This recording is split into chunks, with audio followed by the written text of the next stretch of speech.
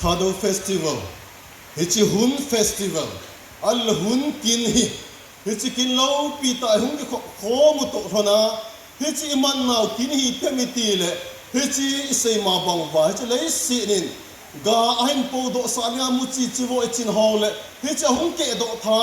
hichi mu chi chi vo ho hi hichi thado nam mi te dinga khang hung thong ki ding i het pha lel khang ge za dinga jong hichi mu chi chi vo hi ta sa ki hin so na mu chi hi zinga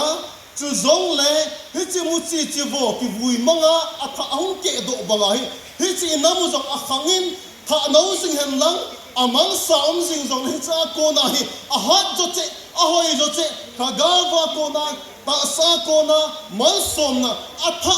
athain hung ke do jing jeng ta hen tia keima Reverend Paul John Hang singin pa pathen cha pa pathen chuna thagau theng pathen min pan kuma hichi mu chi chi vo le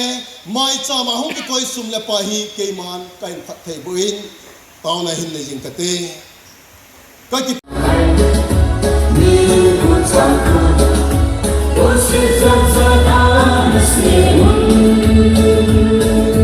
nam se za tam ki pon